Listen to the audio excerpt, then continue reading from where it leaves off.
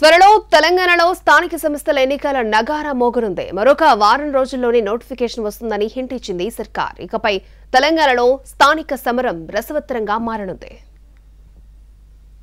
తెలంగాణలో సర్పంచుల పదవీ కాలం గతేడాది ఫిబ్రవరితో ముగిసింది.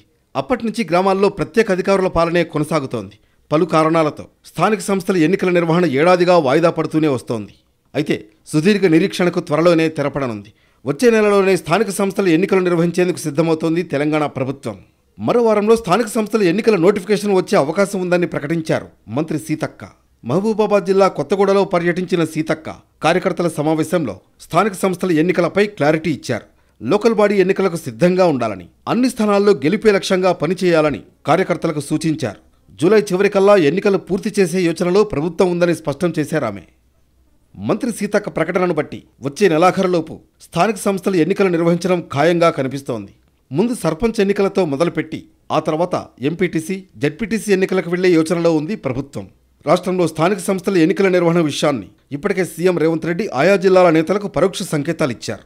జూలైలో ఎన్నికలు నిర్వహించబోతున్నట్లు, అందుకు సిద్ధంగా ఉండాలని ఆయన ఆదేశించినట్లు ప్రచారం జరుగుతోంది. అందుకనుగుణంగానే గత వారం నుంచి మంత్రులు సైతం స్థానిక సంస్థల ఎన్నికల్లో కాంగ్రెస్ పార్టీ విజయంపై ప్రత్యేక దృష్టి సారించారు. కాంగ్రెస్ పార్టీ శ్రేణులు కూడా గ్రామ పంచాయతీలను కైవసం చేసుకోవడానికి సమాయత్తమవుతున్నారు. మరోవైపు స్థానిక సంస్థల ఎన్నికల దృష్ట్యా సంక్షేమ పథకాలను స్పీడప్ చేసింది ప్రభుత్వం. ఇప్పటికే సన్నబియ్యం పథకంతో ప్రభుత్వానికి మంచి మైలేజీ వచ్చింది. ఇంద్రమ్మ ఇళ్ల పంపిణీ ప్రారంభమైంది. అలాగే రేషన్ కార్డుల ప్రక్రియ జారీ తుది దశకు చేరుకుంది. ఈ నెలాఖరులోపు స్థానిక సంస్థల నిధులతో పాటు వారం రోజుల్లో రైతు భరోసా నిధులు కూడా విడుదల చేయాలని ప్రభుత్వం నిర్ణయం తీసుకుంది. పథకాలన్నీ గ్రామాలకు పూర్తి స్థాయిలో చేరడం ద్వారా స్థానిక ఎన్నికల్లో కలిసి వస్తుందని కాంగ్రెస్ భావిస్తోంది.